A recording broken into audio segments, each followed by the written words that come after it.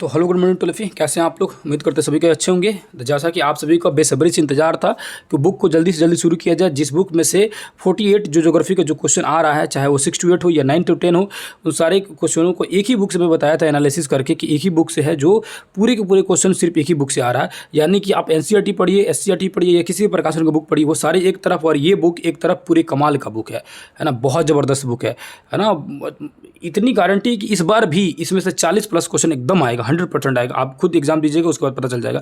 इसमें हम लोग, और पहली बात क्या है कि हम लोग 6 क्लास 7 क्लास 8 क्लास 9 क्लास तक का वीडियो जो है ज्योग्राफी का, ओनली अभी ज्योग्राफी का, हिस्ट्री भी कल से शुरू कर दूंगा या हो सकता है नाइट से शुरू कर दूं, ठीक है। तो ज्योग्राफी का हम लोग सेशन ऑलमोस्ट कंप्लीट कर चुके हैं लोग। 9 तक तो कंप्लीट हो गया, 10th का भी बहुत जल्दी उसको कंप्लीट कर लेंगे, ठीक है।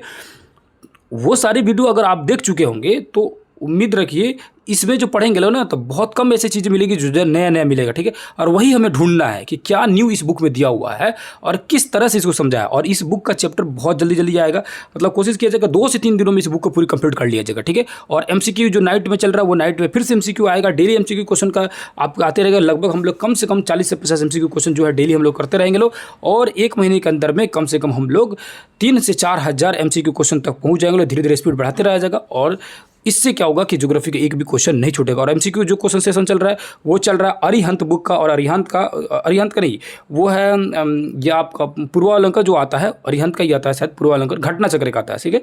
घटना चक्र का पूर्वावलोकन का जो है, जिसमें बीपीएससी का, यूपीएससी का, आईएएस का, पीसीएस का, अलग अलग स्टेटों में से जो क्वेश्चन पूछता है, उसका ज्योग्राफी का मैं लेके आया हूँ। और उसका मैं उसका आप लोग का एमसीक्यू चल रहा है। तो वो भी एमसीक्यू बहुत ज़बरदस्त है, क्योंकि आप सभी को पता होना चाहिए। नहीं पता होगा तो जान लीजिए, जो घटना चक्र का पूर्वावलोकन आता है, जिसमें प्रीवियस ईयर एग्जामों में जो भी क्वेश्चन पूछे गए रहते हैं, वो क्वेश्चन बहुत डिटेल में दिया रहता है। और जाहिर सी बात, मान के चलिए ज्योग्राफी का जो क्वेश्चन है अलग अलग स्टेटों में पूछा गया है, उस क्वेश्चन की आने की संभावना ज़्यादा रहती है ना। तो उसको वो सेशन जो चल रहा है ना एमसीक्यू का, वो बहुत ज़बरदस्त है। उसको देखते रहिएगा, देखिए बहुत फायदेमंद होगा, ठीक है। तो शुरू करते हैं आज का सेशन, जिसका नाम है भारत का भौगोलिक स्थिति। देख सकते हैं, इसको और थोड़ा जूम कर लीजिएगा ताकि आपको और क्लियर रूप से दिखे। इसमें जो नया होगा उसको हम लोग को नोट डाउन कर लेना है, या तो आप माइंड में नोट डाउन कीजिए या तो अपने कॉपी में नोट डाउन कीजिए, ठीक है। यहाँ लिखा भारत की संस्कृति में विकास से सिंधु घाटी सभ्यता से शुरू हुआ। तो इसका मतलब क्या हुआ, ये चीज़ें हम लोग ऑलरेडी पढ़ चुके लोग कि सिंधु घाटी सभ्यता से हमारी जो देखो, किसी भी नदी किनारे ही है ना, पुराने समय में सभ्यताएं बसती थी। कारण क्या था, पहले उद्योग धंधा से नहीं, नदी किनारे जो होने के कारण वहाँ पर खेती बाड़ी बढ़िया से होता था, है ना। मुख्य व्यवसाय कृषि ही था, तो नदी किनारे ही कोई भी सभ्यता बसेगी। तो सिंपल भारत की सभ्यता सिंधु नदी किनारे बसी हुई थी, बस इतना जानिए, ठीक है। उसके बाद विशाल साम्राज्य, व्यापार, संस्कृति, आर्थिक सफलताओं का मानी जाती है। उसके बाद भारत का नाम क्या है, आर्यवर्त, ठीक है। उत्तर भारत में बसने वाले आर्यों के नाम पर किया गया। आर्यों के शक्तिशाली राजा भरत के नाम पर भारत थे, भारतवर्ष पड़ा, ठीक है।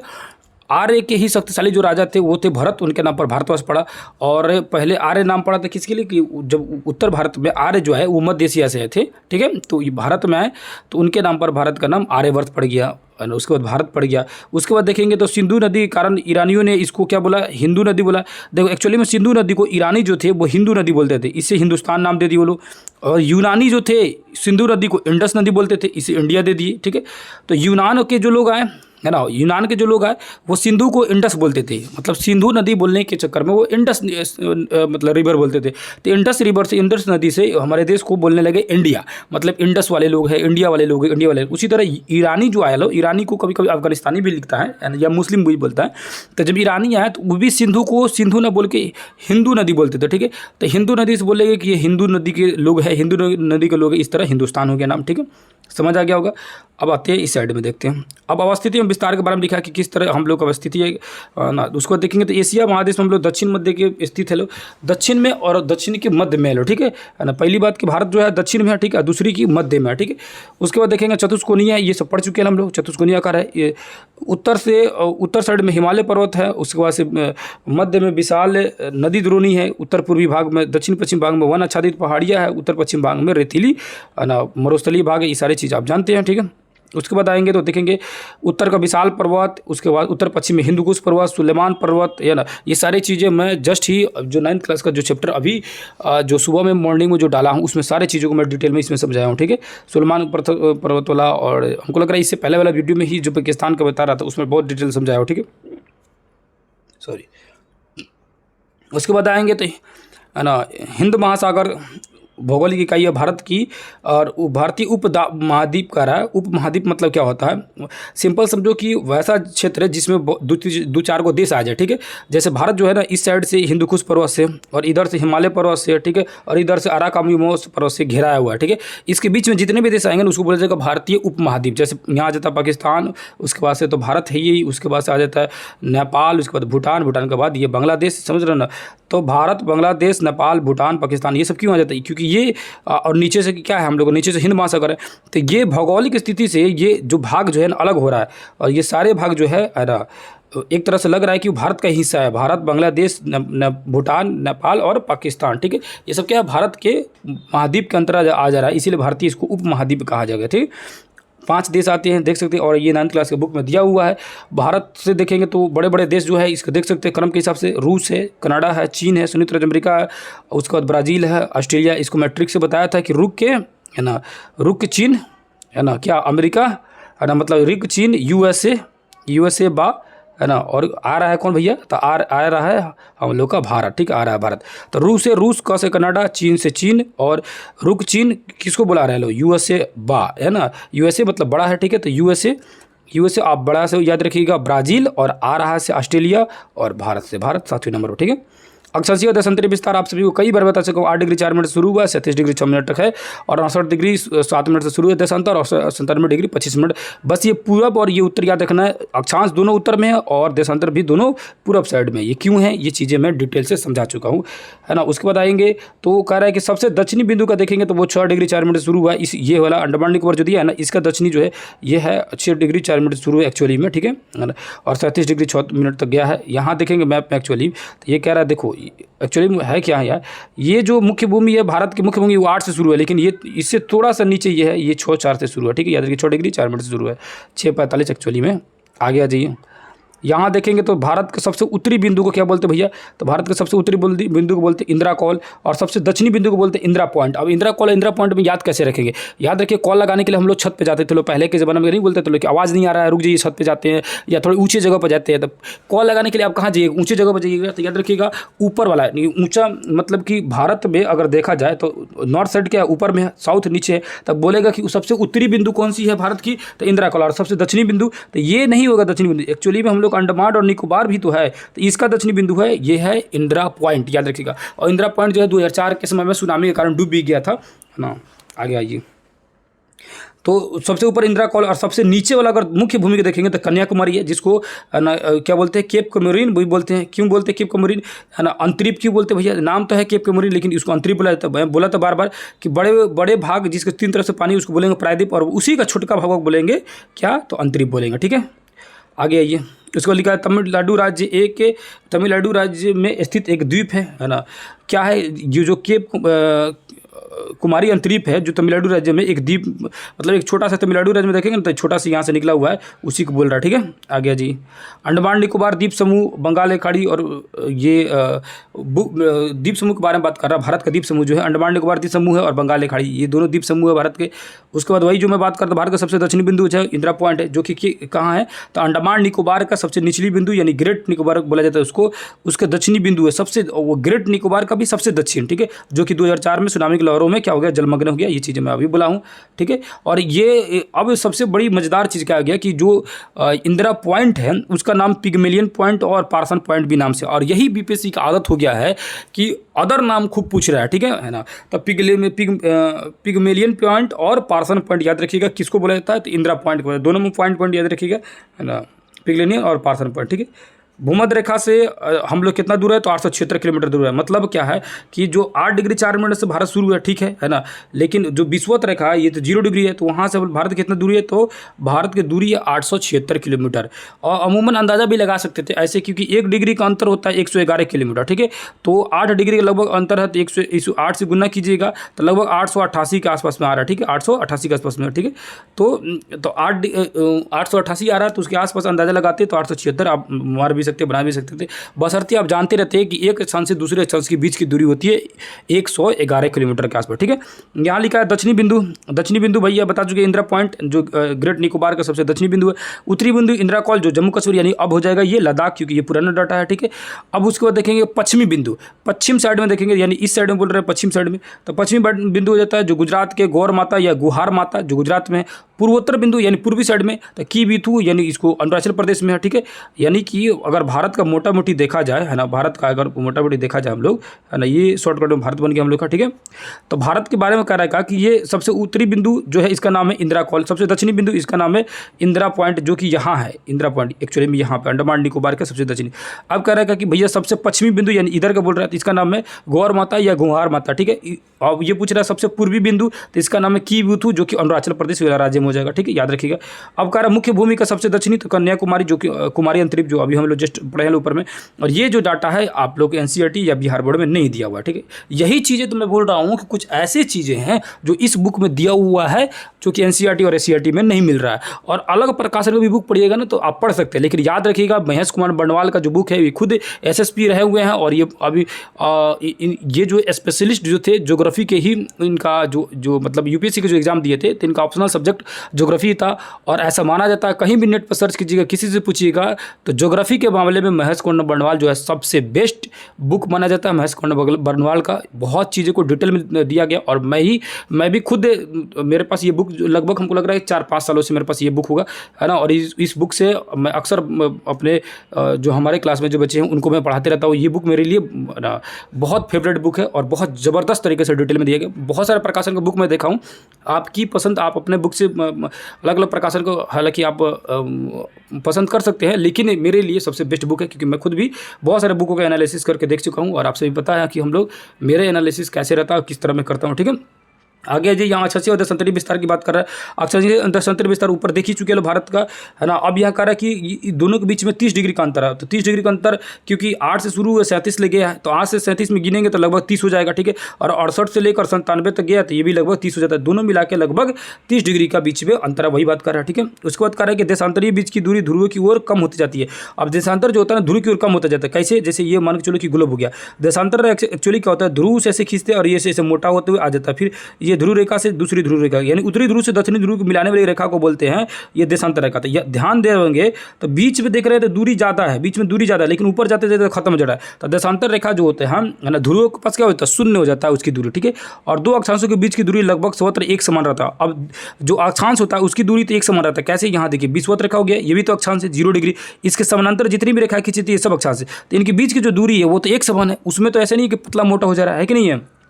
आगे चलिए, उसको बाद दिखा भारत के उत्तरी और दक्षिणी की वास्तविक दूरी है ना, भारत और दक्षिण के बीच में जो वास्तविक दूरी है उसको दोनों में कंपेयर किया जाएगा तो 281 किलोमीटर क्या है, कम है।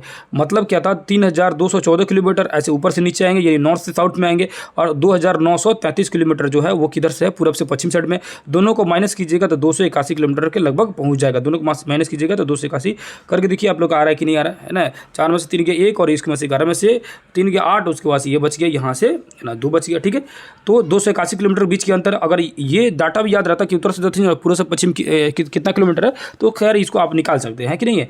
अब भारत की मुख्य आकृति जो है उसकी आकार कैसे, चतुष्फलकीय, ये चीज़ें तो मैं ऊपर भी बता चुका। अब अक्षांशीय देशांतरीय विस्तार के बारे में कर्क रेखा की कहानी बता रहा है। कर्क रेखा जो है 23.5 डिग्री से गुजरी हुई रेखा है जो पूरी ग्लोब पर गुजरा हुआ है, और पूरी ग्लोब में गुजरने के क्रम में भारत के बीचों बीच से भी गुजर गया है कि नहीं है। तो ये उसको क्या बोलते हैं भैया, कर्क रेखा हम लोग बोलते हैं। ठीक है ना। अब ये कर्क रेखा जो है, कर्क रेखा देखेंगे तो कर्क रेखा 8 राज्यों से गुजरा हुआ, ये कई बार मैं बता चुका, गुजरात, राजस्थान, मध्य प्रदेश, छत्तीसगढ़, झारखंड, उसके बाद से आएंगे तो पश्चिम बंगाल, त्रिपुरा, मिजोरम है ना, उसके बाद से पड़ोसी देश बांग्लादेश से भी गुजरता है। और एक और बात कर देता है कि किस राज्य की राजधानी से गुजरता है तो रांची से गुजरता है ना, यहाँ लिखा भी है झारखंड की राजधानी रांची से गुजरता है। ठीक है, देख सकते हैं यही चीज़ें जो है ना यहाँ स्पष्ट कर देती है, झारखंड की राजधानी रांची से गुजरता है और साथ में बांग्लादेश से होकर गुजरता है। ठीक है ना। उसके बाद आएंगे तो 23.5 डिग्री उत्तरी और दक्षिणी अक्षांशों के मध्य उष्णकटिबंधीय विस्तार का, इसका मतलब क्या कर रहा है, कह रहा है का मतलब कि जैसे कि ये हो गया विषुवत रेखा और ये हो गया 23.5 डिग्री उत्तर में और 23.5 डिग्री ये दक्षिण में, इसके बीच के जो कटिबंध है ना, कटिबंध मतलब मौसम इस एरिया में उष्ण कटिबंध रहता है, यानी गर्मी रहता है उष्ण कटिबंध का। उसके ऊपर को बोला जाता है ये होता है शीतोष्ण कटिबंध और सबसे ऊपर में होता है शीत कटिबंध। ठीक है, याद रखिएगा दोनों साइड में। अब आज इधर देखते हैं इसमें क्या है है ना। और आप सभी थोड़ा कमेंट करके बताइए कि आप सभी को साफ साफ दिख रहा है कि नहीं, क्लियर दिख रहा है कि नहीं दिख रहा है। अगर नहीं दिख रहा होगा तो फिर और भी इसको कोशिश किया जाएगा, मतलब बढ़िया इसको कैमरा से वीडियो को खींच के और उसको किया जाए, या तो मैं किसी क्या बोलता हूँ उसको स्कैन करा के उसको अपलोड करा लूँगा और अपने मोबाइल में PDF बना के रखवा लूँगा, है कि नहीं है। अगर नहीं दिख रहा होगा तो हमें तो साफ साफ दिख रहा है, बशर्ते ये कि हमको तो मान के चलिए कि क्वालिटी हमको तो दिखना नहीं है। आप सभी को दिक्कत क्या होता है कि हम लोग भी जानते हैं लोग कि क्वालिटी कम करके दिखना रहता है, उसमें थोड़ी सी दिक्कत होती है। तो आप सभी बताइएगा एक बार प्लीज़ कि किस तरह का दिख रहा है। थोड़ा भी गड़बड़ दिख रहा होगा और अगर साफ साफ नहीं दिख रहा होगा तो कोशिश करूँगा कि किसी से जाके मैं उसको स्कैन करा के आप लोगों को PDF प्रोवाइड कराऊँ, है ना। हालांकि मेरे पास मोबाइल है, उसी से मैं कोशिश करता हूँ, है ना, आप लोगों को इतना सारा वीडियो को प्रोवाइड कराने के लिए, ठीक है। तो जहाँ तक मेरे पास जितने भी सोर्स है उस सारे सोर्स को आप सभी के लिए समर्पित है और आप सभी के लिए हर संभव कोशिश करूँगा कि जो चीज़ें मैं आप लोग करा रहा हूँ बेहतर कराऊँ और आप सभी के लिए उससे बहुत ज़्यादा फ़ायदा हो, ठीक है। तो यहाँ देखते हैं हम लोग कर्क रेखा के जो कहानी देख रहे थे, 2 बराबर भागों में बांटती है भारत को, ये तो सभी को पता है क्योंकि भारत के बीच से गुजरती है कि नहीं है। उसके बाद लिख रहा है कि उष्ण कटिबंध नीचे वाला हिस्सा में आ जाएगा, यानी कि उसका दक्षिणी हिस्सा कर्क रेखा से नीचे आएगा तो उष्ण कटिबंध। क्यों? क्योंकि वो विषुवत रेखा की तरफ हम जा रहे लोग, और उत्तर साइड में जाइएगा तो उपोष्ण कटिबंध, है ना, उपोष्ण कटिबंध, या इसी को कौन से शीतोष्ण कटिबंध कहा जाता है। हाँ, तो भारत का विस्तार उष्ण और उपोष्ण दोनों कटिबंध, यानी भारत में किस तरह कटिबंध पाया जाएगा, उष्ण कटिबंध भी और उपोष्ण कटिबंध। कारण क्या समझ आ गया, ठीक है ना। अधिक अक्षांशीय विस्तार का प्रभाव दिन और रात की अवधि पर पड़ता है, ठीक है। मतलब अक्षांशीय विस्तार का प्रभाव किसे पड़ता है भैया, दिन और रात में। और देखेंगे तो सबसे छोटे और दिन रात में 45 मिनट का अंतर है केरल में, और जबकि जम्मू कश्मीर में 5 घंटे का अंतर है। ये चीज़ें 9th क्लास में पहला चैप्टर में ही शायद मैं आप लोगों को पढ़ा चुका हूँ, ठीक है। विषुवत रेखा से काफ़ी दूरी पर स्थित भारत के उत्तरी और जम्मू कश्मीर किरणें तिरछी पड़ती है, जिसके कारण परिणाम स्वरूप सूर्य का तापकप मिलता है, जैसे शीत ऋतु में अत्यधिक ठंड पड़ती है। विपरीत में दक्षिण साइड में केरला में लोग है ना क्या होता है, गर्मी ज़्यादा पड़ती है। अब ये कहानी जो है ना मैं बता रहा हूँ क्या है, कह रहा है क्या कि जो विषुवत रेखा का जो नज़दीक जो है ना वहाँ गर्मी ज़्यादा पड़ती है। कारण क्या है कि वहाँ पर सूरज की रोशनी ज़्यादा मिलता है, ठीक है, प्रचुर मात्रा मिलता है, इसीलिए वहाँ पर गर्मी ज़्यादा पड़ती है। और वही कंपेयर किया जाए विषुवत रेखा से जितना दूर भागिएगा, चाहे उत्तर में भागिए चाहे दक्षिण भागिए, मतलब ये हो गया हम लोग ग्लोब और ये हो गया विषुवत रेखा। विषुवत रेखा से जितना आप दूर भागिएगा, जैसे मान के चलो ये सूरज हो गया, तो सूरज की रोशनी यहाँ पर खूब ज़्यादा पड़ रहा है, और जितना दूर भागिएगा उतना तिरछा सूरज की रोशनी पड़ेगा, उतना ही सूरज की गर्मी कम पड़ेगा, जिसके कारण क्या होगा वहाँ पर ठंडा ज़्यादा पड़ेगा और वही विषुवत रेखा पर गर्मी ज़्यादा पड़ेगा, ठीक है। अब देशांतरीय विस्तार क्या है, देशांतरीय विस्तार 82.5 डिग्री है, जो कि इलाहाबाद की मिर्जापुर से होकर गुजरती है ना। और देशांतरीय रेखा जो इसको यमुनोत्तर यानी कि भारतीय मानक समय रेखा भी कहा जाता है। भारत के 5 राज्यों उत्तर प्रदेश, मध्य प्रदेश, छत्तीसगढ़, उड़ीसा और आंध्र प्रदेश होकर और गुजरी हुई, ठीक है। आगे आते हैं मानक समय रेखा जो चुनते समय इस बात को ध्यान दिया जाता है कि कितना डिग्री का अंतर हो, 7.5 डिग्री का अंतर हो। 7.5 डिग्री ही क्यों माना जाता है, क्योंकि 7.5 डिग्री 30 मिनट के बराबर होता है। 1 डिग्री 4 मिनट, तो 7.5 डिग्री 30 मिनट हो जाएगा। आप गुना करके देख लीजिए, ठीक है। पृथ्वी जो है, पृथ्वी को 24 घंटे में 360 डिग्री पृथ्वी पूरा घूम जाता है, इसीलिए एक देशांतर पर वही बात बोल रहा हूँ कि 1 डिग्री देशांतर को सूरज की रोशनी को क्रॉस करने में 4 मिनट का समय लगता है। भारत का मानक समय रेखा जो 82.5 डिग्री है, जो ग्रीनविच से देखा जाए, यानी ग्रीनविच कौन, जो इंग्लैंड का जो समय रेखा है जिसे बोला जाता है ग्रीनविच मीन टाइम, ठीक है, GMT, उससे हम लोग 5.5 घंटा आगे है लो। ये चीज़ें आप सभी अच्छे से जानते होंगे, ठीक है। उसके बाद आएंगे आगे देखेंगे तो लिखा हुआ है कि भारत की समय रेखा कितनी घड़ियों, भारत की घड़ियाँ सभी जगह एक ही समय टाइम बताती है, जबकि पूर्वोत्तर राज्य में अरुणाचल प्रदेश में और गुजरात में तुलना करेंगे तो 2 घंटे का अंतर होता है। कारण क्या होता है कि सबसे पहले सूरज निकलता है अरुणाचल प्रदेश में, और इस सूरज की रोशनी को गुजरात तक आने में लग जाता है 2 घंटा। क्यों? क्योंकि 30 डिग्री का अंतर। और अभी बोला कि 1 डिग्री सूरज की रोशनी पहुंचने में 4 मिनट, तो 2 डिग्री 8 मिनट, उसी तरह 3 डिग्री 4 डिग्री 5 डिग्री 30 डिग्री यहाँ तक पहुँचते कितना लग जाएगा, उसको 120 मिनट लग जाएगा, यानी कि 2 घंटे का अंतर हो जाएगा। इसका मतलब अरुणाचल प्रदेश में 5 बजे अगर सुबह हो रहा है, मतलब 5 बजे सूरज की रोशनी दिख गया तो 7 बजे दिखेगा गुजरात में। ये समय बहुत ज़्यादा दिक्कत हो जाता है इससे दोनों क्षेत्रों में, ठीक है। बहुत बार मांग किया गया था कि अलग अलग हम लोग को मतलब और भी समय रेखा बनाया जाए, ठीक है। तो कुछ ऐसे भी देश है जिसका पूर्वी पश्चिमी विस्तार के कारण एक से अधिक मानक समय रेखा खींची गई है, जैसे कि संयुक्त राज्य अमेरिका में याद रखिएगा 6 समय रेखा खींची गई है। तो संयुक्त राज्य अमेरिका यानी USA में कितने समय रेखा है, तो याद रखिएगा 6 समय रेखा है, याद रखिए, ठीक है। आगे आ जाते हैं, अगले पेज में आते लो, यहाँ देखेंगे लो तुम है ना, इस साइड में देखिए लो। अब ये जननांकी और भौगोलिक आकार लिखा है, मतलब कितना क्षेत्रफल है, किस तरह है, तो देखेंगे 2011 के एक रिपोर्ट के अनुसार 121 करोड़ हम लोग की जनसंख्या हो चुकी है, ठीक है। 2011 की रिपोर्ट है, अभी 2021 वाला रिपोर्ट रहेगा तो बहुत ज़्यादा विस्फोट हुआ है, ठीक है। चीन के बाद दूसरे नंबर पर है, हालांकि अब 1 नंबर पर पहुँच गया है, न्यूज में जैसे था, ठीक है ना, वो तो डाटा आने के बाद ही कन्फर्म होगा, है ना। तो 1 नंबर पर भारत पहुँचने के आगार में है, ठीक है, लेकिन अब फिलहाल अभी हम लोग पढ़ेंगे 2 ही नंबर पर, ठीक है। और 17.5% जो है क्या है, पूरी जनसंख्या पूरी दुनिया का परसेंटेज के हिसाब से देखेंगे तो, ठीक है ना। उसके बाद आएंगे भारत के क्षेत्रफल को देखेंगे तो 7वां नंबर है, ये तो ऊपर ही देख चुके लो। क्षेत्रफल कितना है, 32,87,263, याद रखिएगा 32,87,263 वर्ग किलोमीटर में भारत जो है फैला हुआ है, ठीक है ना। आगे जाइएगा, उसके बाद देखेंगे कि क्षेत्रफल का देखेंगे कितना परसेंटेज है, तो 2.4% है पूरी दुनिया का। उत्तर से दक्षिण 3,214 किलोमीटर, और वही पूरा पश्चिम जो है 2,933 किलोमीटर। ये चीज़ें मैं बता चुका हूँ। अब ये भारत के स्थलीय और तटीय सीमा रेखा, भारत के स्थलीय और तटीय सीमा रेखा को समझेंगे ना। भारत के स्थलीय तटीय सीमा रेखा देखेंगे तो जो स्थलीय सीमा रेखा है वो 15,200 है। इसका मतलब क्या होता है, सिंपल समझिए, इसका मतलब क्या हो गया है ना, ये हो गया मान के चलो मोटा मोटी हम लोग भारत है ना, उसको ज़्यादा समय नहीं लूँगा आप लोगों का, ठीक है। अब ये समझो, ध्यान समझो, मान के चलिए कि आपने क्या किया कि बाइक लिया और ये ज़मीनी रास्ता पर, जैसे ये यहाँ मिलेगा है ना, यहाँ भी ज़मीन नहीं मिलेगा। मान के चलिए कि इस साइड में ज़मीन मिला, यहाँ से बाइक लिया, ऐसे ऐसे जा रहे हैं, या गाड़ी से ऐसे जा रहे हैं, घूमते घूमते कहाँ, भारत के बॉर्डर लाइन पर घूमते घूमते जा रहे हैं, पूरी ऐसे घूमे, जिधर जिधर भारत घूमो ऐसे घूम के पहुँचे, और किलोमीटर नापे तो कितना हुआ, तो 15,200 किलोमीटर हुआ। अब क्या किए, नाव ले लिया और नाव से ऐसे समुद्र किनारे किनारे घूमना शुरू किया, समुद्र किनारे किनारे से घूमना किया, और घूमे तो मालूम चला कि 6100 किलोमीटर है। कितना भैया, तो 6100 किलोमीटर है। यानी तटीय सीमा रेखा कितनी है, 6100 किलोमीटर है। और उसके बाद से तो भाई और कोई बताया कि यहाँ तो अंडमान निकोबार ये भी तो है तट रेखा, क्योंकि इसके किनारे किनारे घूमेगा तो तट नहीं मिलेगा, है कि नहीं है, इसके बॉर्डर में घूमेगा तो तट मिलेगा, यानी समुद्र किनारे रहेगा। उसके बाद बोला लो कि लक्षद्वीप भी तो है, इसके किनारे किनारे घूमिए, तो सब जगह घूम लिए, तो मालूम चला कि तटीय सीमा रेखा है 7516.6 किलोमीटर। ठीक है, कितना भैया, 7516.6, वही चीज़ बात बता रहा है, 7516.6 किलोमीटर है। और स्थलीय सीमा रेखा 15,200 किलोमीटर है। और मुख्य भूमि का जो जलीय था वो 6100। कहानी समझ आ गया क्यों कैसे था, ठीक है। अब आज ये यहाँ पर देखेंगे, यहाँ लिखा हुआ है अंडमान निकोबार, भारत की समुद्री तटीय रेखा जो है, इसकी तट रेखा कितनी है, तो अंडमान निकोबार का क्वेश्चन पूछ भी दी कि किसका तटीय रेखा सबसे ज़्यादा है, तो अंडमान निकोबार का 1962 जो एरिया, जो पूरा तट रेखा जो नापा जाएगा, तो इतना हो जाएगा, 1962 किलोमीटर हो जाएगा, ठीक है। उसके बाद से देखेंगे गुजरात का है तो 1214 है, ठीक है। उसके बाद देखेंगे आंध्र प्रदेश का, तो 3 नंबर पर आ जाएगा 973। तो सबसे ज़्यादा किसकी तट रेखा है, तो अंडमान निकोबार का, याद रखिएगा, ठीक है ना।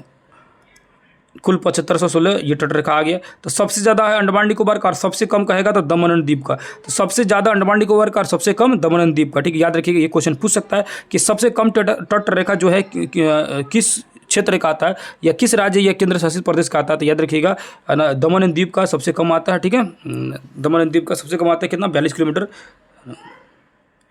और सबसे ज़्यादा आता है किसका, तो सबसे ज़्यादा आता है अंडमान निकोबार द्वीप समूह का, 1962 किलोमीटर, ठीक है। ये चीज़ें इंपॉर्टेंट लग रही है, ठीक है। आगे जी यहाँ पर देखेंगे, ये मैप दिया है, समुद्री क्षेत्र वगैरह दिया है ना। अब यहाँ देखिए, ये चीज़ एक बहुत ज़बरदस्त दिया है, इस मैप से देखिएगा है ना, यहाँ देखिएगा, तो ये यहाँ से यहाँ तक तट का नाम लिखा हुआ है काठियावाड़ तट, याद रखिएगा। इसे ये काठियावाड़ तट दिया हुआ है, ठीक है। गोवा तक, यानी कि गुजरात से गोवा तक आ रहे हैं, तो गुजरात से गोवा तक आ रहे हैं तो काठियावाड़ तट, ठीक है। और गोवा के पास में जो तट है उसका नाम है कोंकण तट, ठीक है। यानी गोवा और कर्नाटक के पास में कोंकण तट, ठीक है ना। उसके बाद उसके नीचे आएंगे, कर्नाटक से नीचे आएंगे तो मलाबार तट, और इस साइड में जाएंगे तो ये जा रहा है, तो इस साइड में जाएंगे तो क्या बोलेंगे इसको, कोरोमंडल तट, क्या बोलेंगे भैया, कोरोमंडल तट। और इससे ऊपर यानी आंध्र प्रदेश से ऊपर बढ़ेंगे, उड़ीसा तक आएंगे तो क्या बोलेंगे उसको, उत्तरी सरकार तट, उत्तरी सरकार। और उड़ीसा का भी एक स्पेशल भी नाम है, उड़ीसा का तट को उत्तरी सरकार उसके नीचे हो गया, यानी आपका ये तमिलनाडु का कुछ भाग, आंध्र प्रदेश कुछ भाग, उड़ीसा कुछ भाग को उत्तरी सरकार तट कहा जाता है। लेकिन उड़ीसा का भी एक स्पेशल तट है जिसको बोला जाता है उत्कल तट, क्या बोलते हैं भैया, उत्कल तट, ठीक है। और पश्चिम बंगाल का भी एक तट है, उसका नाम है बैगा तट, क्या नाम है भैया, बैगा तट, ठीक है। तो ये तट का नाम रखिएगा। ये गुजरात का जो है इसका नाम है कच्छ का तट, गुजरात के कुछ क्षेत्र का क्या नाम है, कच्छ का तट। तो यहाँ 1 नंबर 2 नंबर करके लिखा हुआ है ना, तो इसको 1 2 3 करके आप याद कर सकते हैं। जैसे 1 नंबर गुजरात का तट है, 2 नंबर उत्तरी सरकार का तट है, 3 नंबर तमिलनाडु का कोरोमंडल का तट है, 4 नंबर में देखेंगे तो महाराष्ट्र का काठियावाड़ का तट है, और 5 नंबर में देखेंगे तो 5 नंबर दिया ये कोरोमंडल, ये मलाबार तट दिया केरल का, ठीक है। 6 नंबर में आएंगे तो किधर गया, 6 नंबर में दिया उत्कल तट दिया, ठीक है, लाइन से दिया कौन बड़ा कौन छोटा। 7 नंबर देखेंगे तो कर्नाटका का तट है, कर्नाटका का तट दिया है, कर्नाटक का भी स्पेशल तट है कर्नाटका, ठीक है। 7 नंबर। 8 नंबर में देखेंगे तो लिखा है बैगा तट जो पश्चिम बंगाल में, 9 नंबर कोंकण तट जो गोवा और कर्नाटक के आसपास में है, ठीक है। ये सभी तट के नाम आप सभी याद कर लीजिएगा, ठीक है। आ गया जी। अब उसके नीचे लिखा है भारत प्रायद्वीपीय, जो है भारत प्रायद्वीपीय भाग का हिंद महासागर की ओर उभरा हुआ है, ठीक है। जो हिंद महासागर 2 भागों में बांटा है, पूर्वी भाग को बंगाल की खाड़ी और पश्चिमी भाग को अरब सागर, यानी हिंद महासागर के बीच में घुस गया है भारत, और इधर बांट दिया है अरब सागर को और इधर बांट दिया बंगाल की खाड़ी को, ठीक है। अब ये प्रायद्वीप किसी का जिसके 3 तरफ से पानी गिरा उसे प्रायद्वीप कहते हैं, सिंपल बात है।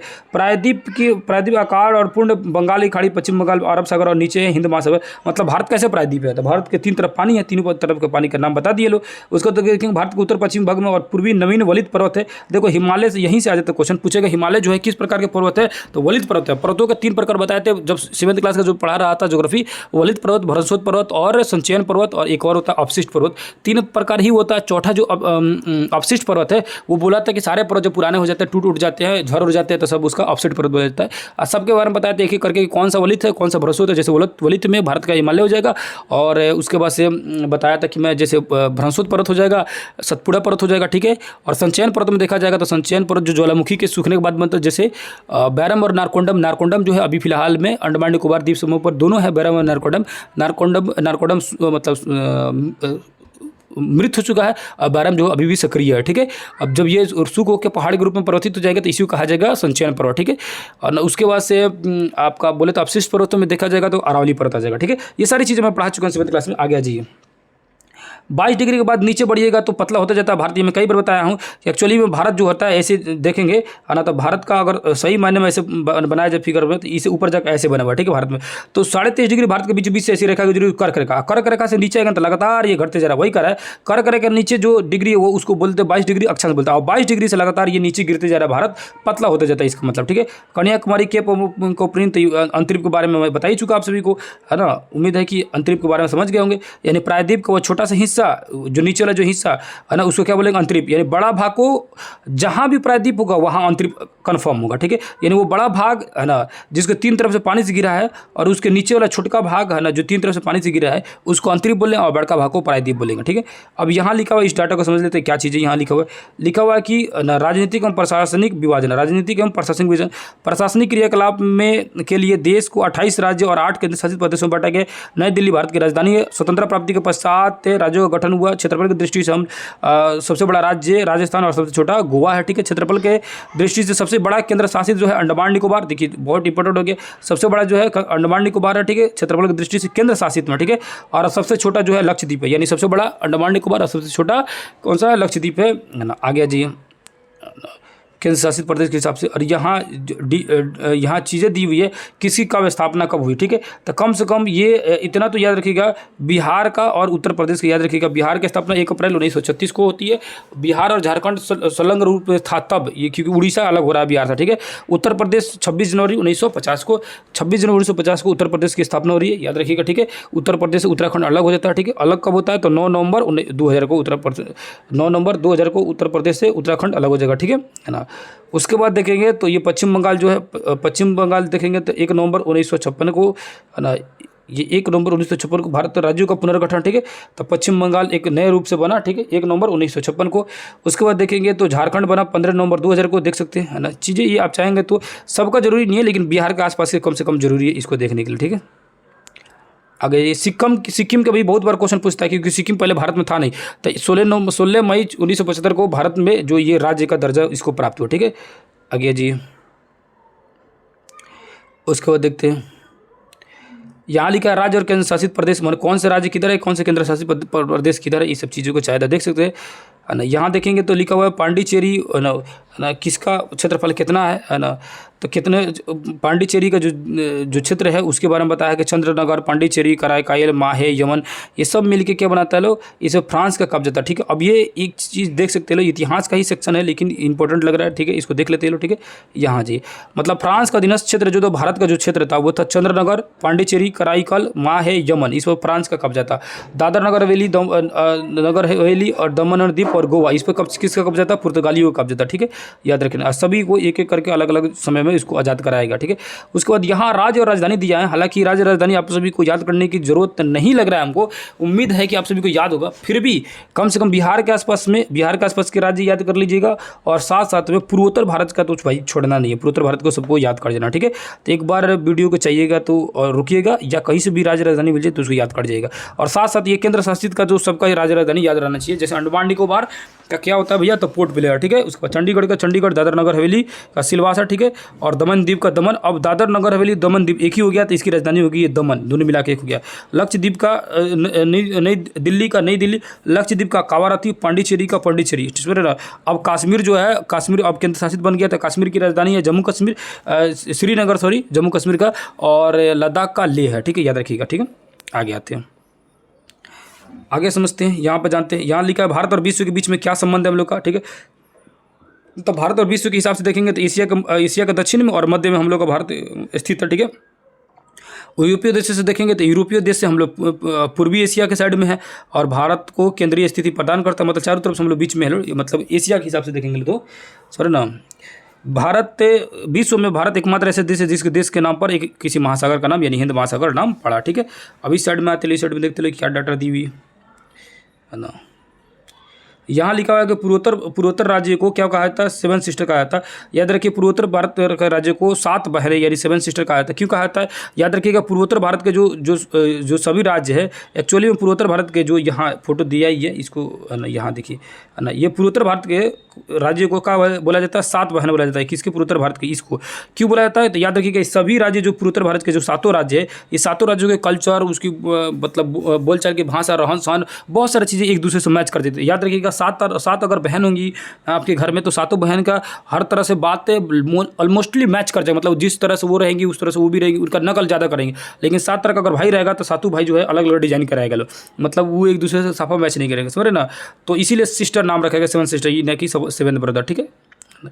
उसके बाद यहाँ हम लोग समझ गए लो, यहाँ पे समझते लो उपमहाद्वीप की संज्ञा दिया गया। क्यों, समझ आ गया कि भारत जो है पूरी एशिया में एक महत्वपूर्ण स्थिति रखता है और साथ ही साथ भारत ऑटोमेटिक भौगोलिक रूप से भी उसके अंदर बहुत सारे देश आ जाते हैं, जैसे कि इधर बता चुका हिंदुकुश और ये हिमालय, उसके बाद अराकामियोमा, ठीक है। ऐसे ही घेरा गया ये सब देश, और जो देश घेरा गया ना तो क्या करना चाहिए सरकार को, इस सारे देश पर कब्जा कर लेना चाहिए। जैसे इधर पाकिस्तान, नेपाल, भूटान, उसके बांग्लादेश, सबको मिला के भारत बना देना चाहिए, क्योंकि प्रकृति भी तो बोल रहा है कि वो भारत का हिस्सा है, नहीं बता रहा है कि नहीं है। भारतीय उपमहाद्वीप के अंतर्गत में भारत अपने प्रायद्वीपीय आकृति के कारण हिंद महासागर के शीर्ष स्थान स्थित है। पश्चिमी तट पर यूरोपीय देश, दक्षिण पश्चिम एशिया और अफ्रीका, पूर्वी तट पर एशियाई और ऑस्ट्रेलिया का संबंध स्थापित करने के लिए हम लोग के लिए एक्चुअली क्या रहा है कि भारत का जो हिंद महासागर है ना, ये बहुत इंपॉर्टेंट महासागर है। चारों तरफ से हम लोग को देश से संबंध भी जुड़ जाता है, क्योंकि यहाँ से समुद्र से रास्ता हम आसानी से जा सकते हैं। मान के चलो कि स्थलबद्ध देश रहता है, यानी चारों तरफ से देश से किसी से घिराए रहते हैं, जैसे नेपाल चारों तरफ से घिराइल है, तो निकलने के लिए रास्ता मिलेगा हम लोग के लिए, पूरा प्रचुर रास्ता है, आराम से इधर से जाने आने का रास्ता है हम लोग का, है कि नहीं है, इस साइड से। उसके बाद आ जाएंगे तो ये भारत का अंतर्राष्ट्रीय सीमा दिया, इसमें सीमा में देखेंगे तो कौन कितना सीमा अंतर्राष्ट्रीय सीमा रखा, वो पाकिस्तान वाली सीमा भी नहीं, ठीक है। तो अंतर्राष्ट्रीय सीमा रेखा देखेंगे तो देखिए पाकिस्तान का है 3,323 किलोमीटर पाकिस्तान का सीमा रेखा, यहाँ पर देखेंगे ये 3,323 किलोमीटर है पाकिस्तान का। अफगानिस्तान 106 किलोमीटर था, लेकिन एक्चुअली में इसको खा गया है पाकिस्तान, है ना। बहुत जल्दी इसको कोशिश करना चाहिए सरकार को छुड़ा लेने के लिए, ठीक है। इसको बोला जाता है POK, पाक ऑक्यूपाइड कश्मीर, याद रखना POK, पाक ऑक्यूपाइड कश्मीर, ठीक है, इसको बोला जाता है, ठीक है।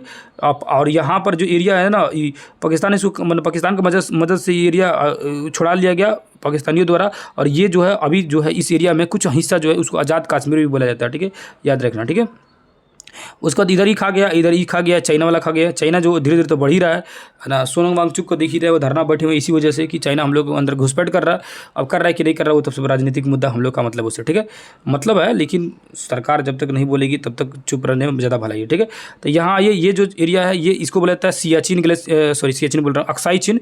सियाचिन तो यहाँ ऊपरी भाग में होता है जिसको सियाचिन है ना। उसके बाद से तो बस इतना याद रखिए कि पाकिस्तान का है 3,323 और देखते चलिए अफगानिस्तान का 106 और चाइना का 3,400, यानी चाइना पाकिस्तान से बड़ा हो गया चाइना का बॉर्डर लाइन, ठीक है। याद रखना सीक्वेंस सजाने के लिए दे देगा कि क्रम से कौन हो जाएगा, भारत से सीमा रेखा साझा करने वाली सभी, मतलब ये क्रम से बढ़ते क्रम में सजाइए या घटते क्रम में सजाइए, इस तरह दे देगा, ठीक है। तो 3,300 है पाकिस्तान का और 3,400 है चाइना का। तो चाइना क्या हो गया, पाकिस्तान से ज़्यादा एरिया हम लोग को मतलब बॉर्डर लाइन सीमा करता है। उसको नेपाल जो है 1751 है, ठीक है। भूटान जो है 699 है, देखिएगा अभी तक कौन है, अफगानिस्तान सबसे कम मिला है। उसके बाद अगर देखा जाएगा तो उसके बाद भूटान है, ठीक है।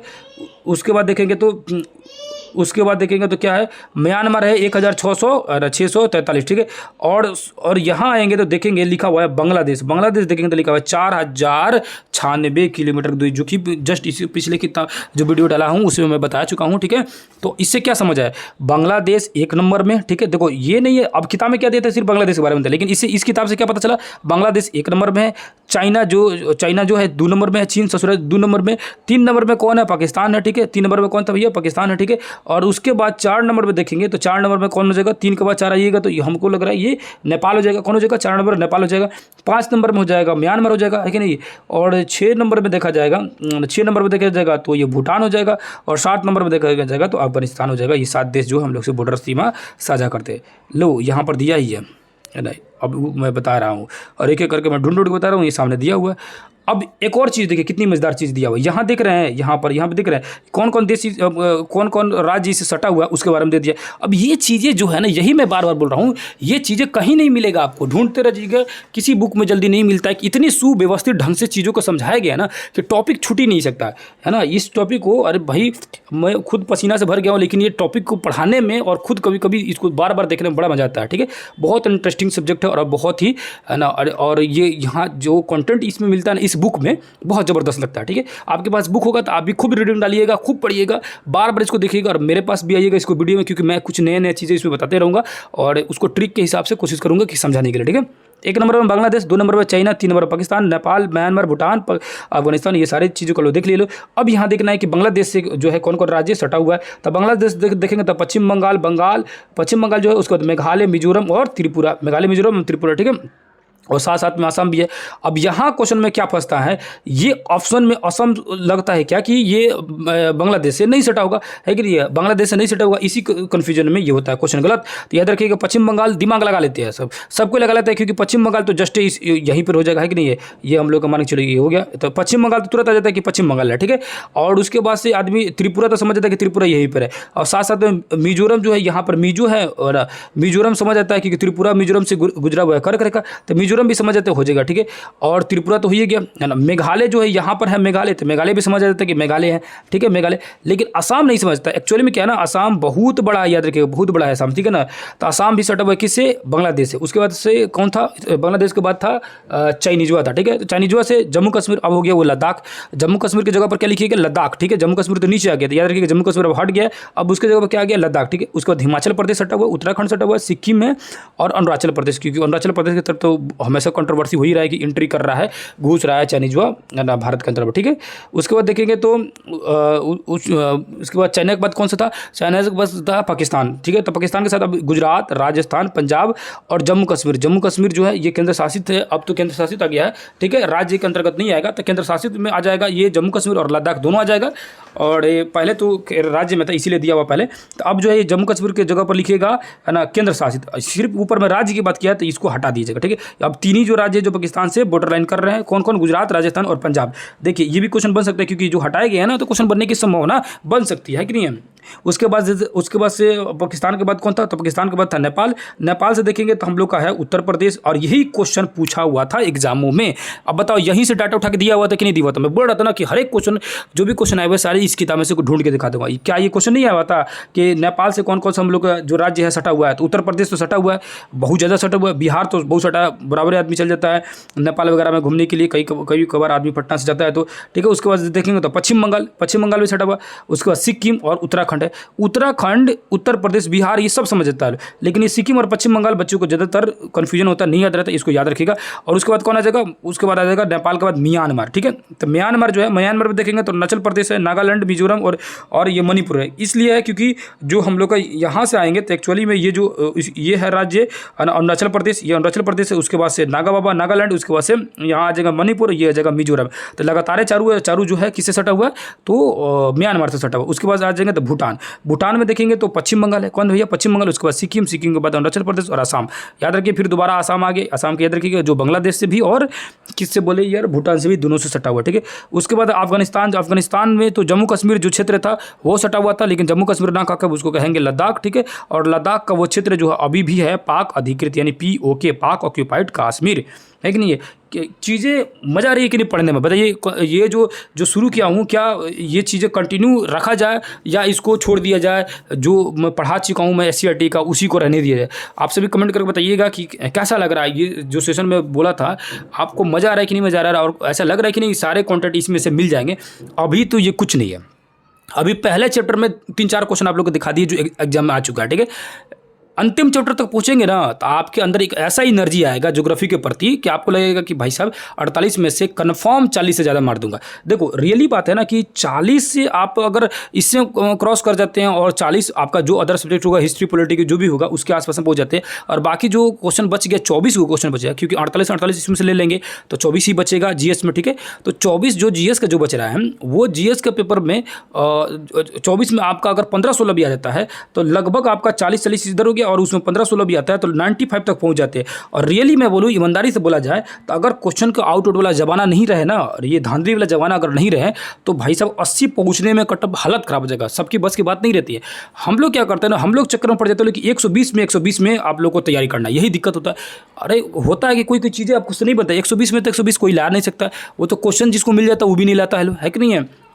80 कट ऑफ नहीं जाएगा इतनी गारंटी है अगर क्वेश्चन आउट नहीं हो। 70 से 80 के बीच में फंसा रहेगा कट ऑफ, और 70 से 80 के बीच में लाना कोई बड़ी बात नहीं है। अगर इस बुक से पढ़ लेते हैं तो ज्योग्राफी में आपका 40 आने की पूरी संभावना है। 48 में से 40 आ जाएगा कन्फर्म, मेरी बात मानिए। और एक एक डाटा को दिमाग में लोड कर लीजिएगा, बार बार पढ़िएगा, 3 बार पढ़िएगा, 4 बार पढ़िएगा, खूब बढ़िया से पढ़िएगा इसको, ठीक है ना। मन करेगा तो इस बुक को खरीद लीजिएगा, महेश कुमार बर्णवाल इस बुक का नाम है। नहीं मन करेगा तो मेरे पास तो पढ़ ही रहा है, इसको पढ़ाऊंगा, ठीक है।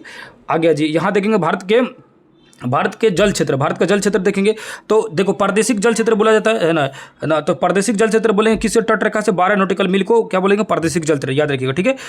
जहाँ पे संसाधनों को हम लोग दोहन कर सकते हैं, मतलब संसाधन वगैरह निकाल सकते हैं, ठीक है। उसके बाद से संलग्न क्षेत्र जो है, संलग्न क्षेत्र यानी भारत का ही हिस्सा है, तो 12 नॉटिकल मील से 24 नॉटिकल मील के मध्य को संलग्न क्षेत्र बोला जाता है। अब बताओ, ये क्वेश्चन एनसीईआरटी में दिया ही नहीं है, ना ही एससीईआरटी में दिया है, बिहार बोर्ड कहीं नहीं दिया। प्रादेशिक जल सिर्फ यही दिया है कि राष्ट्रीय संपत्ति हम लोग का 12 नॉटिकल मील तक है। लेकिन प्रादेशिक जल क्षेत्र जब बोलेगा, अलग अलग नाम दे दे, तो प्रादेशिक जल क्षेत्र कहाँ तक हो जाएगा, 12 नॉटिकल मील। और संलग्न क्षेत्रफल देखा जाएगा तो 12 नॉटिकल से 24 नॉटिकल के बीच में होता है। यहाँ अप्रवासी कानून, सीमा शुल्क, माना अप्रवासी कानून लागू हो जाता है, मतलब दूसरा कोई यहाँ घुस नहीं सकता। सीमा शुल्क यहाँ लेना पड़ता है, मतलब कोई भी एंट्री करेगा तो सीमा शुल्क देना पड़ेगा उसको। पर्यावरणीय, स्वच्छता और राजकोषीय अधिकार संबंधित कानून यहाँ पर लागू है, ठीक है। अब ये अनयन आर्थिक क्षेत्र है ना, अनयन आर्थिक क्षेत्र, इसी को आर्थिक अपवर्जक क्षेत्र जो किताबों में लिखा हुआ है 8th क्लास में या 10th क्लास में, ठीक है।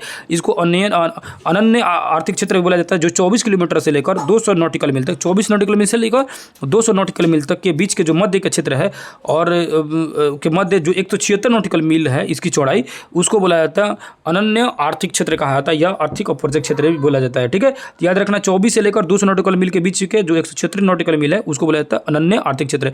फिर से दोबारा देख लेते हैं लोग, प्रादेशिक जल क्षेत्र 12 नॉटिकल मील तक, और संलग्न क्षेत्र में आ जाएगा 24 नॉटिकल मील तक। उसके बाद देखेंगे अनन्य आर्थिक क्षेत्र, देखेंगे तो 24 से लेकर 200 किलोमीटर के बीच का जो क्षेत्र है 176 किलोमीटर, वो जाता है अनन्य आर्थिक क्षेत्र, ठीक है।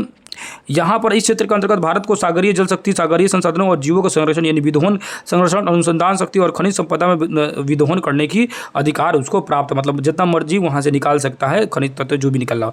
और भारतीय जल की जलीय सीमा, भारत और श्रीलंका के बीच में कौन सी सीमा है, तो पाक जल संधि और मन्नार की खाड़ी है। देखो पाक की खाड़ी है और वहीं पर एक द्वीप है, उसका नाम है पंबन द्वीप, ठीक है। उसी को रामेश्वर भी कहा जाता है, पंबन द्वीप को रामेश्वर द्वीप भी कहा जाता है। तो पंबन द्वीप है भारत और पाकिस्तान के, भारत और श्रीलंका के बीच में, ये रखना, भारत और श्रीलंका के बीच में पूछे कौन सा द्वीप है, तो पंबन द्वीप, ठीक है। और वहीं पर है आडम्स ब्रिज, आडम्स ब्रिज नाम नहीं रखे, इसका नाम रखना चाहिए क्या, राम सेतु पुल, लेकिन एग्जामों में एडम्स ब्रिज देता है, जबकि एग्जाम में इस पैटर्न को बदलना चाहिए, नाम रखना चाहिए राम सेतु पुल, समझ रहे ना। ये तो अंग्रेजी में नाम रख दिया लो एडम्स ब्रिज, समझ रहे ना। उसके बाद से मन्नार की खाड़ी है, मन्नार की खाड़ी, ठीक है। तो मन्नार की खाड़ी, पाक जल संधि और पंबन द्वीप और आडम्स ब्रिज, ये 4 चीजें जो है भारत और श्रीलंका के बीच में, पाक जल संधि, पंबन द्वीप, आडम्स ब्रिज और मन्नार की खाड़ी, ठीक है। आगे आते हैं भारत और इंडोनेशिया के बीच में, समझते हैं क्या है। तो भारत और इंडोनेशिया के बीच में जो अंडमान निकोबार का जो क्षेत्र है, अंडमान निकोबार का जो क्षेत्र है वो सुमात्रा द्वीप जो है, सुमात्रा द्वीप इसके मध्य में आती है ना, सुमात्रा द्वीप। भारत और भारत का जो क्षेत्र है ग्रेट निकोबार, मतलब किसको बोल रहा है, ये अंडमान हो गया और निकोबार, ये निकोबार का निचला क्षेत्र जो है इसको बोला जाता है ग्रेट निकोबार, मतलब ये जो द्वीप हो गया ग्रेट निकोबार होगा। और उसके दक्षिणी भाग के बाद यहाँ से शुरू हो गया इंडोनेशिया, कौन शुरू हो गया, इंडोनेशिया। तो इसके बीच में जो जल विभाजक जो क्षेत्र आता है उसको बोला जाता है सुमात्रा द्वीप, क्या बोलते हैं भैया, सुमात्रा द्वीप, ठीक है। सॉरी सुमात्रा द्वीप में बोल रहा हूँ, है ना। अंडमान निकोबार और इंडोनेशिया का जो क्षेत्र है उसको सुमात्रा द्वीप बोला जाता है। ये दोनों एक दूसरे चैनल अलग होता है, उसको बोला जाता है ग्रेट चैनल बोला जाता है। अब फिर से समझिए इसको, मैं क्या बोलने की कोशिश कर रहा था। ये हो गया अंडमान और ये हो गया निकोबार, ठीक है ना। अंडमान और निकोबार खुद है थोड़ा सा अलग है, ठीक है। अंडमान निकोबार और अलग अलग भागों में बटा हुआ, ऐसे नहीं अंडमान एक ही बार में, अंडमान उत्तरी अंडमान, उसके बाद दक्षिणी अंडमान, उसके बाद से ग्रेट, उसके बाद से उत्तरी निकोबार, उसके बाद ग्रेट निकोबार, ऐसे करके है, ठीक है। बस इतना समझिए कि अंडमान और निकोबार के वो चीज़ आएगा यहाँ बगल में, मैं बताऊंगा, यहाँ पर दिया हुआ सारी चीज़ें, ठीक है। तो जो ग्रेट निकोबार के जो दक्षिणी भाग है उसके बाद से यहाँ से शुरू हुआ इंडोनेशिया, कौन से शुरू हुआ, दूसरा देश इंडोनेशिया। बीच में यहाँ जो चैनल है, चैनल मतलब होता है कि चौड़ा पानी का रास्ता जो इस इधर से पानी को उधर आने जाने देता है, ठीक है। तो बीच का जो चैनल है उसके चैनल का नाम बोलता है ग्रेट चैनल, या उसी को बोला जाता है क्या, महान चैनल, याद रहे ग्रेट चैनल या महान चैनल, ठीक है। अब यहाँ उसी चीज़ का डाटा जो दिया हुआ ना, यहाँ बड़ा मजा आएगा आपको समझने में। यहाँ देखिए, अब आइए अब भारत म्यांमार के बाद बीच में देख लेते हैं। भारत और म्यांमार के बीच में जो अंडमान द्वीप है, भारत म्यांमार के द्वीप में अंडमान और उसको कोकोस चैनल है, कोकोस चैनल, ठीक है। भारत और म्यांमार के बीच में कौन सा चैनल भैया? कोकोस चैनल है, ठीक है ना। म्यांमार का कोको द्वीप समूह और भारत का अंडमान निकोबार द्वीप समूह के मध्य में कोको चैनल है। यानी कि है क्या, म्यांमार जो है इस साइड में, यह आ गया हम लोग का, और यहाँ जो ये दो देश है म्यांमार है, और इसके नीचे एक द्वीप है छोटा, उसका नाम है कोको द्वीप, ठीक है। और उसके नीचे हम लोग का जो अंडमान निकोबार है, इसके बीच के जो चैनल को बोलते हैं उसको कोको चैनल बोलते हैं, याद रखिए, ठीक है। और भारत और मालदीव के बीच में देखेंगे तो भारत और मालदीव के बीच में देखेंगे तो भारत का जो क्षेत्र है वो मिनी का, यानी लक्षद्वीप का जो नीचे वाला क्षेत्र है उसको बोलते हैं मिनी का, और मिनी का, और यहाँ से शुरू है मालदीव, इसके बीच के जो जल संधि है उसको बोलते हैं 8 डिग्री चैनल बोलते हैं, क्या बोलते हैं उसको? 8 डिग्री चैनल बोलते हैं, ठीक है। उसके बाद आगे अगला क्वेश्चन आएंगे तो यहाँ पे देखेंगे तो बहुत मज़ेदार चीज़ें दी गई, डाटा जो दिखेगा है ना, बहुत ज़बरदस्त चीज़ें दी गई, इसको एक एक करके इसमें समझेंगे, ठीक है। यहाँ देखेंगे 9 डिग्री जो चैनल है वो कितना है? लक्षद्वीप और मिनिका के बीच में है, लक्षद्वीप और मिनिका, यानी कि लक्षद्वीप का ही है ना, लक्षद्वीप ही 2 भागों में बटा हुआ, ऊपरी लक्षद्वीप और निचला लक्षद्वीप, ऊपरा का नाम है लक्षद्वीप और नीचे का नाम है मिनिका। दोनों का बीच में जो चैनल है वो 9 डिग्री चैनल है, याद रखिएगा। लक्षद्वीप और मिनिका दोनों भारत का ही हिस्सा है। क्वेश्चन पूछेगा लक्षद्वीप और मिनिका में कितने डिग्री का अंतर है, तो 9 डिग्री का अंतर है। अब ये 9 डिग्री, 10 डिग्री, 4 डिग्री, ये सब क्या बोल रहा है? देखो ये सब अक्षांश रेखा की बात कर रहा है, देखो ना, अक्षांश रेखा के, जैसे अक्षांश रेखा 0 डिग्री है, उसके बाद 1 डिग्री, 2 डिग्री, 3 डिग्री, 8 डिग्री से तो भारत शुरू है, तो वही जो है ना इनके बीच में से, जैसे ये मान के चलो कि किधर भाग गया भाई, है ना, ये हो गया मान के चलो कि लक्षद्वीप, और उसके नीचे है मिनिका, इसके बीच में से जो डिग्री निकला है ना, तो वो डिग्री निकला है 9 डिग्री वाला, मतलब वो रेखा अक्षांश रेखा जो निकला है 9 डिग्री वाला रेखा निकला हुआ। और मालदीव और मिनिका, अब यानी कि जो मिनिका आ गया, यानी ये था पहले लक्षद्वीप, ये नीचे था मिनिका, अब इसके नीचे है मालदीव, ठीक है। इसके बीच में जो है कौन सी कितना डिग्री वाला है, तो 8 डिग्री वाला चैनल। ये क्वेश्चन आया हुआ था एग्जाम में, बोल दीजिए नहीं आया हुआ था, है कि नहीं? एनालिसिस में आपको दिखाया हुआ था कि नहीं दिखाया हुआ था? अब देखिए ग्रेट और महान चैनल बताइए दिया, सुमात्रा यानी इंडोनेशिया और निकोबार के बीच में। पाक जल संधि जो है ये श्रीलंका और भारत के बीच में है, ठीक है।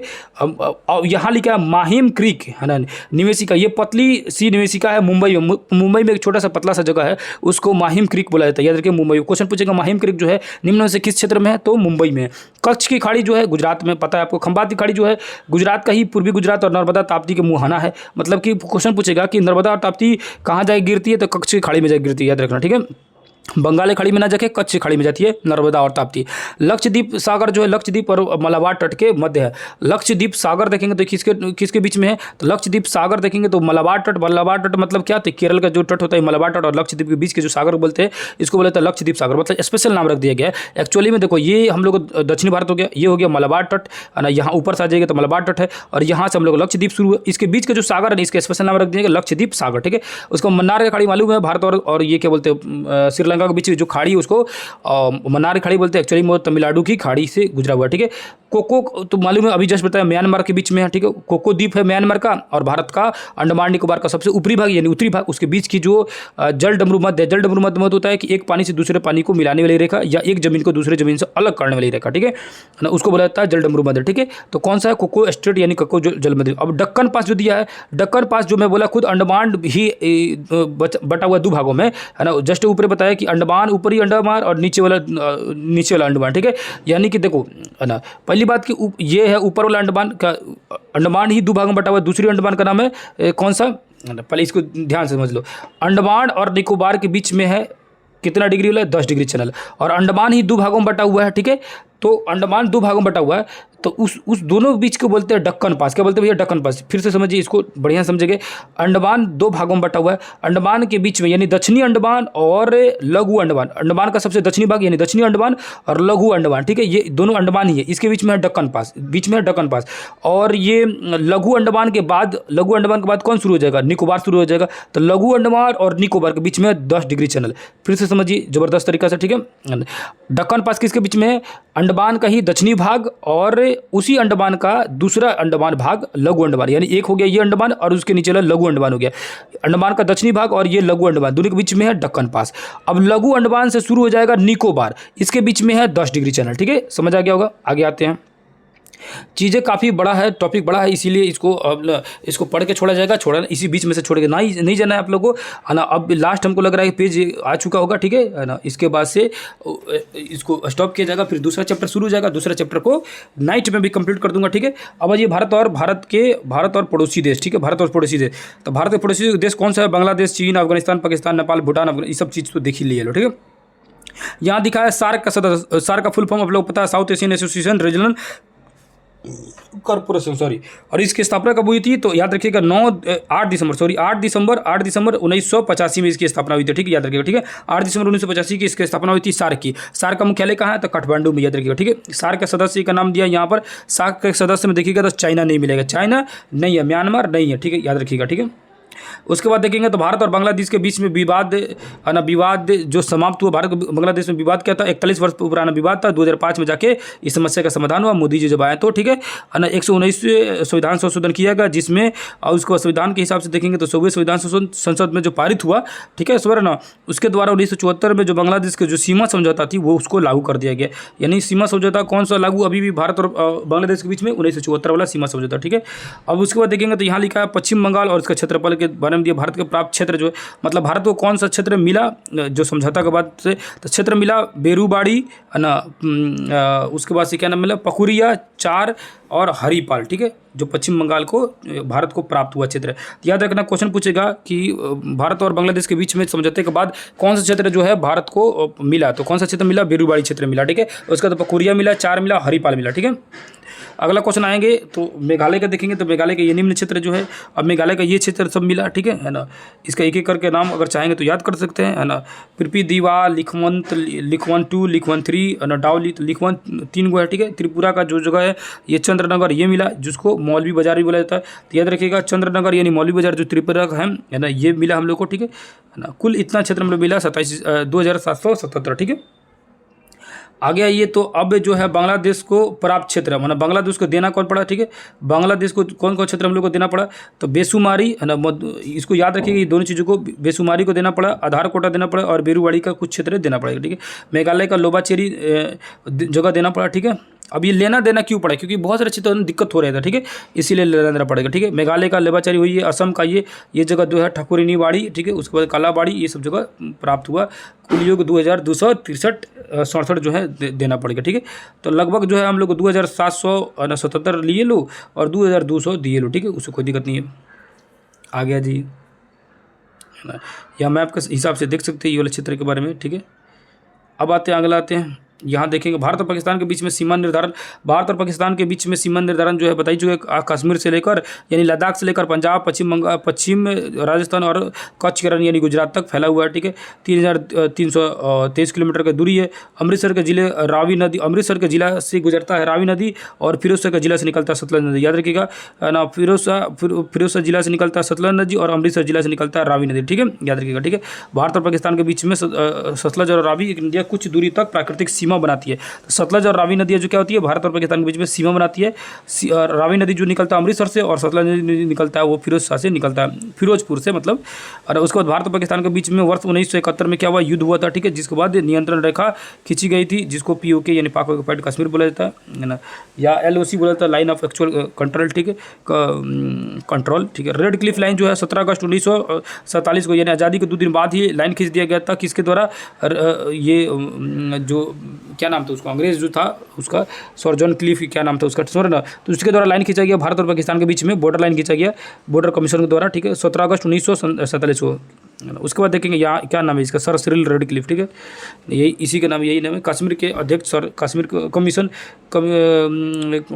मतलब क्या बोलते हैं, बॉर्डर कमीशन का अध्यक्ष था बॉर्डर निर्धारित करने के बाद। उसके बाद ये बोले LOC यानी लाइन ऑफ एक्चुअल कंट्रोल जो है ये निर्धारित किया जब सीज फायर के नाम, उस पर सीज फायर के नाम से जाना जाता है उस क्षेत्र को। इस क्षेत्र में मतलब क्या होता है, गोलीबारी आपको नहीं चलाना है। सीज फायर अंतर्राष्ट्रीय मान्यता प्राप्त है इस क्षेत्र को, है ना। तो बोलेगा LOC क्षेत्र में जो है क्या है, तो सीज फायर क्षेत्र है, इसको घोषित किया गया, मतलब वहाँ पर आपको बंदूक नहीं चलाना है। और POK वो क्षेत्र कौन सा है, तो पाक ऑक्युपाइड क्षेत्र है, जो आज़ादी के बाद ही का किलो कबालियों की सहायता से कश्मीर पर आक्रमण किया, कबालियों की सहायता से कश्मीर पर आक्रमण किया और बहुत सारे बड़े भूभाग पर कश्मीर पर क्या कर लिया, पाकिस्तान जो है कब्जा कर लिया। वर्तमान में पाकिस्तान का अधिकार में क्षेत्र है, पाक ऑक्युपाइड कश्मीर का है। तो इसकी राजधानी जो है मुजफ्फराबाद है। क्वेश्चन पूछता है आज़ाद कश्मीर की राजधानी कौन सी है, तो आज़ाद कश्मीर की जो राजधानी है मुजफ्फराबाद है। ठीक है, आ गया जी यहाँ पर जी, भारत और म्यांमार के बीच में क्या भाई सीमा रेखा जो है, दोनों के बीच में हिमालय पर्वत का एक श्रेणी है जिसका नाम है लुसाई पटकोई और आराकाम व्योमा। लुसाई पटकोई जो है ये भारत में, आराकाम व्योमा जो बॉर्डर लाइन बनाता है भारत और किसके बीच में, म्यांमार के बीच में। ठीक है, याद रखिएगा। ठीक है, यह इंद्रावती नदी भारत को यह भारत को इंद्रावती नदी घाटी द्वारा म्यांमार से अलग करता है। तो इंद्रावती नदी घाटी जो है भारत और म्यांमार को एक दूसरे से अलग करता है। तो क्वेश्चन पूछेगा निम्न में से कौन सी नदी घाटी जो है भारत और म्यांमार को अलग करता है? तो इरावती नदी, इंद्रावती बोल रहा हूँ, वही इंद्रावती, इरावदी, ठीक है, इरावदी नदी, ठीक है, याद रखिएगा, ठीक है। आगे जी, उसके बाद लिखा है पूर्व से की ओर तिब्बत की ओर जाने वाले ब्रह्मपुत्र की घाटी, चीन की ओर जाने वाली मेकांग, इरावदी और सालविन नदियों घाटियों में एन, पुंगा, तुंगुन, मणिपुर, तुलु और तेलु जर्रे है थे। मणिपुर, तुलु और तेलु जर्रे है। ये अराकम वनों से आच्छादित होने के बाद ये घाटियाँ धरातल उबड़ खबड़ होने के कारण उपयोग व्यापार अथवा प्रवास के लिए किया जाता है। भारत के 4 राज्य अरुणाचल प्रदेश, नागालैंड, मिजोरम, मणिपुर, म्यांमार के सीमा से मिलता है। भारत और म्यांमार के बीच में क्या है? मुक्त आवागमन व्यवस्था है, ठीक है, लागू है, और कुछ क्षेत्रों तक लागू है। जो सीमा क्षेत्र से रहने वाले आदिवासियों के बिना वीजा के प्रतिबंध से वो 16 किलोमीटर के दूर आवागमन कर सकते हैं। मतलब म्यांमार में जाना होगा तो 16 किलोमीटर के एरिया तक बिना वीजा वगैरह के जा सकते हैं। और कि कहीं विदेश आपको घूमना है बिना पैसे का, मतलब बिना वीजा वजह का, तो नेपाल चल जाइए, फ्री में चल जाइएगा, मतलब कि वीजा वजह नहीं लगेगा, ठीक है। अब ये मैकमोहन लाइन भारत और चाइना के बीच में खींचा गया था 1914 में, याद रखिएगा, 27 अप्रैल 1914 को निर्धारित की गई थी, है ना। मैकमोहन इसको कहा गया, ठीक है, ये सर हेनरी मैकमोहन द्वारा खींचा गया था। शिमला समझौते से कहा था। क्वेश्चन पूछेगा भारत और चाइना के बीच में जो बॉर्डर लाइन खींचा गया मैकमोहन लाइन किस समझौते के तहत खींचा गया था? शिमला समझौता। कब हुआ था? तो 27 अप्रैल 1914 को, ठीक है, अप्रैल 1914 के समय हुआ था, ठीक है। उसके बाद देखेंगे तो चीनी प्रतिबंधित, उसके बाद लेकिन चाइना जो है ना इसको मानता नहीं है, ठीक है।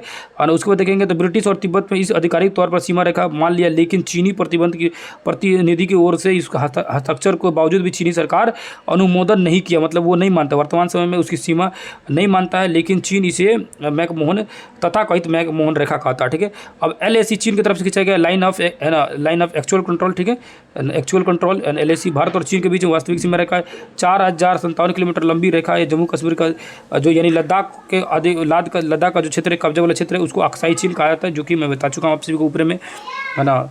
उसके बाद देखेंगे, उसके बाद आगे आएंगे तो ये लद्दाख, कश्मीर, उत्तराखंड, हिमाचल प्रदेश, सिक्किम और अरुणाचल प्रदेश होकर गुजरती है, ठीक है। ये सब क्षेत्र 1962 में ना क्या हुआ था? युद्ध हुआ था। युद्ध होने के तहत क्या हुआ था? वास्तविक नियंत्रण रेखा मान लिया गया, ठीक है।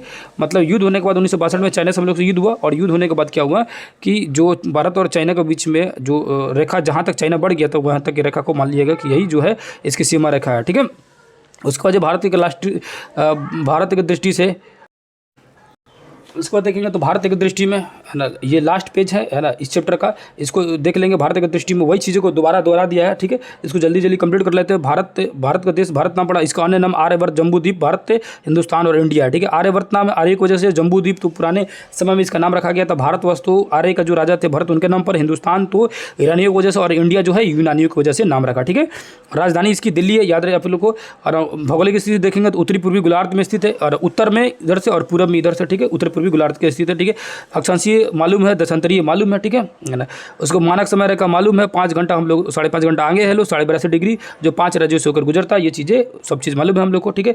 उसको देखेंगे भौगोलिक स्थिति 3200, उसके बाद मतलब ये उत्तर से दक्षिण और पूर्व से पश्चिम का दिया है ना। स्थलीय सीमा रेखा 15,106 यानी 15,200 किलोमीटर, एक्चुअली में 15,200 किलोमीटर है, ठीक है ना, स्थलीय सीमा रेखा। और जलीय सीमा रेखा 7516.6 है, ठीक है। प्रादेशिक जलीय वहाँ चीज़ें जो पड़े, प्रादेशिक जलीय जो है 12 नॉटिकल मील तक था, संलग्न तो जो 24 नॉटिकल मील था, अनन्य आर्थिक क्षेत्र 200 नॉटिकल मील तक, ठीक है। उसके बाद जलवायु देखें तो मानसूनी जलवायु, क्षेत्रफल 32,87,263 यानी 32,87,263 वर्ग किलोमीटर में फैला, विश्व का 2.4% है, और क्षेत्रफल के हिसाब से देखेंगे तो 7वां बड़ा देश है भारत। कुल जनसंख्या है ये, उसके बाद देखेंगे तो इसको 121 करोड़ लगभग याद कर लीजिएगा, पूरा डाटा याद करना होगा तो याद कर लेंगे 121,0,854,977, ठीक है। इसको इस तरह याद कर सकते हैं, ठीक है। 77.77% है पूरी दुनिया के हिसाब से। जनसंख्या की दृष्टि से हम लोग दूसरे नंबर पे, वर्तमान में पहले नंबर पे पहुंच चुके हैं लोग। पुरुष की जनसंख्या जो देख सकते हैं तो कितना है 62, 32, 70, 258, और महिला की जनसंख्या जो 58, 75, 84, 719, ग्रामीण जो है 68% है ना। पिछला डाटा के हिसाब से सब ये 2011 की जनगणना के हिसाब से बात कर रहे हैं, ठीक है। तो ग्रामीण क्षेत्र कितना 68% है, और शहरी क्षेत्र जो है बाकी जो बच गया 31% वो हो गया, ठीक है।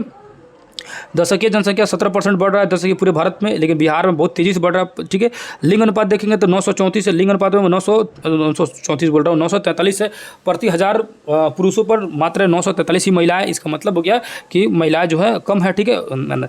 शिशु लिंग अनुपात देखेंगे तो 918 है, बच्चे में तो और ज़्यादा एक्स्ट्रा मतलब अनुपात है। जनसंख्या घनत्व देखेंगे तो 382 है जनसंख्या घनत्व, वही बिहार की जनसंख्या घनत्व 1106 किलोमीटर प्रति किलोमीटर में एक व्यक्ति है, ठीक है। साक्षरता दर देखेंगे 74%, बिहार के साक्षरता दर देखेंगे तो और कम है, ठीक है। ऐसे पूरे भारत में साक्षरता दर हम लोग सबसे कम है।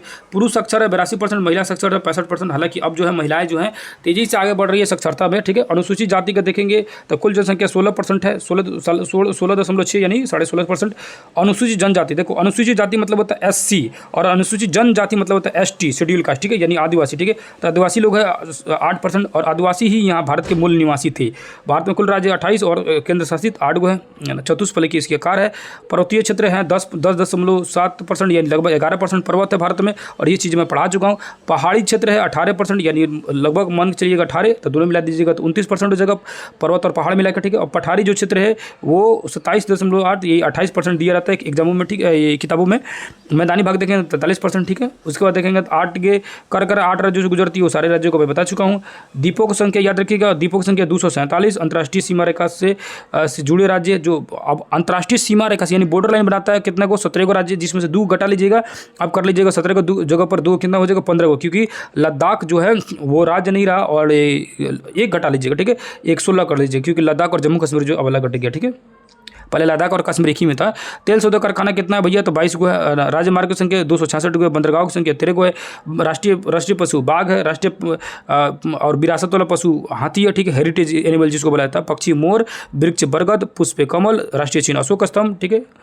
उसके बाद आ जाइएगा तो राष्ट्रीय गान जनगण, राष्ट्रीय गीत वंदे मातरम, राजकीय भाषा हिंदी और लिपि देवनागरी, राष्ट्रीय वाक्य सत्यमेव जयते, जो कि मुंडकोप उपनिषद से लिया गया, मुंडकोप उपनिषद से लिया गया, याद रखिएगा, ठीक है। सत्यमेव जयते को राष्ट्रीय ध्वज तिरंगा, राष्ट्रीय नदी गंगा जिसकी लंबाई 25 से 25 किलोमीटर और बिहार में 445 किलोमीटर।